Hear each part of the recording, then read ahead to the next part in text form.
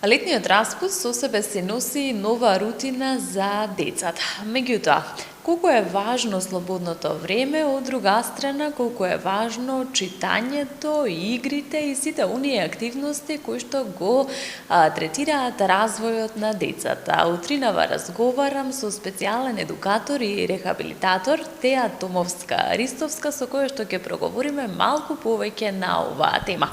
Теа, добро утро, благодарам што сте дел од утринската на телевизија Алфа да говориме ете во време на летен распуст, колку е важна играта, меѓутоа и сите оние активности кои што се важни за развојот на децата.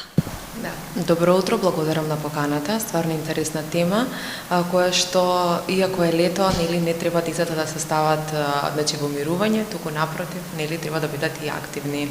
Да не ги заборават рутината, да не ја заборават оние, да кажам, училишни обврски и така натака.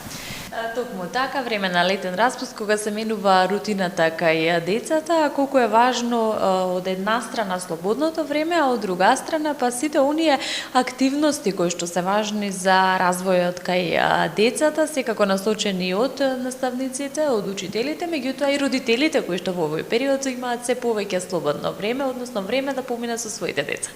Да, токму така. Иако сега овие 3 месеци децата најчесто и не се слободата учат, креативноста, подалеку од телефоните колку може, особено овие деца кои што се пред училишна возраст, градинките се уште имаат некоја рутина, се уште имаат, да кажам, насока по која што се движат, но од друга страна најголем предизвик имаат адолесцентите и децата кои што се веќе првачиња. Што сакам да кажам е колку што може да се минимизира ефектот од екраните, односно да се тргне или да се направи договор, особено со децата кои што се во пубертет. Например, добро, денеска ќе правиме тоа и тоа, ама денеска еден час, например, имаш слободно време ти да правиш што сакаш.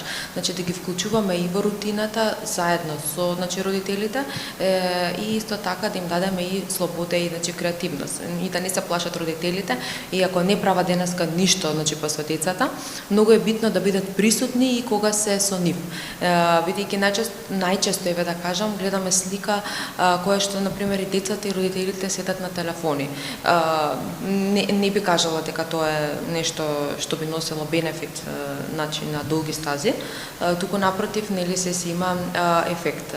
Од друга страна, децата кои што се помали, можеме лето е надвор, игри, активности, скокање, трчање, потикнување, буквално можем да кажам на целокупниот развој, социјален, дружба со пријатели, па со врсници, решавање на конфликти доколку има, потоа моторно, скокање, трчање, груба, фина моторика, сечење, лепење, играње со песок на плажа и така натака. Од нешто, тоест од ништо може да се направи некоја активност. Иако ние сме на плажа или уживаме, децата се играат со песок, го потикнува и когнитивниот развој, сетилниот систем и така натака. Исто така децата, еве сега вода најчесто сакаат, овие што се помали деца може да се направат многу активности со вода. Например, да бараат предмети, да бараат играчки и така натака. Кога детето ќе го вклучиме во некоја активност во текот на денот, без разлика дали се тоа секојдневни активности, дали се активности кои што ќе си играме заедно со детето, детето учи и стекнува некоја одговорност. Наместо мама или тато ќе го направат ова за мене, ќе го правиме ова заедно. И некоја конструкција поинаква на речениците и на детето му влева поинаква доверба. Исто така, се потикнува и емоционалниот развој кај децата. Разговор повеќе, родител, дете, една безбедна средина да се направи. Така, колку играта е важна за когнитивниот развој, за развивање на креативноста кај децата, можеби во текот на овие месеци на летен распуст, и колку е важен балансот помеѓу играта, помеѓу времето поминато со родителите секако, кои што можеби за жал имаат се помалку време за децата, растргнати помеѓу секојдневието, работата. Да, точно. Па ќе кажам, иако ние како родители сме растргнати меѓу секојдневието, можеме кога сме со децата да поминеме квалитетно време. Тоа значи на пример 10 минути без телефон, без ништо. Да си разговараме во зависност од возраста на детето, потоа да имаме некоја заедничка активност, да готвиме, да ги вклучуваме. Еве, иако денеска ништо не правиме, некоја си посебна активност каде што па социјалните медиуми, социјалниот притисок ни ствара нешто друго. Ако денеска мора да правиме, да имаме активности, ако не правиме ништо, тогаш не сме добри родители, имаме една и поинаква слика за себе како родител, но од друга страна да ги охрабрам родителите и дека доколку ги вклучуваат во секојдневните активности. Што значи тоа? Готвење, местење кревети, диплење на алишта, средување на плакарот. Исто така е тоа што детето нешто учи, сортира, класифицира, учи редослед, структура, така да и тука децата имаат што да научат. Исто така, играта, како што кажавме, е многу важен медиум меѓу децата и родителот или децата и терапевтот. Во зависност од индивидуалните разлики на децата, играта може да биде структурирана, односно каде што ќе имаме некоја структура каде што терапевтот или родителот ќе ја води таа игра, но меѓутоа имаме игра, како што реков, слобода, креативност, каде што на децата им се дава на пример кукли или колички, каде што децата си ја поттикнуваат имагинацијата, ја поттикнуваат креативноста, слободата и слободната игра децата учат. Иако ќе видиме дете кое што игра со колички, па викаме ништо не прави игра, напротив, си игра, има нешто замислено, има свој свет, така да ги поттикнуваме и охрабруваме децата на одговорност, на слобода и на креативност. Колку е клучен балансот помеѓу авторитетот на родителот и помеѓу слободата која што ја заслужува секој дете и која што му е загарантирано право детско? Да, многу интересно прашање. Зашто? Затоа што најчесто, како што можам да забележам, авторитет, кога ќе го кажат зборот, никако лошо звучи. Граници, да, но родителот е тој кој што го моделира детето. Го моделира во делот на поставувањето на граници. Ако јас поставам граници, а границите се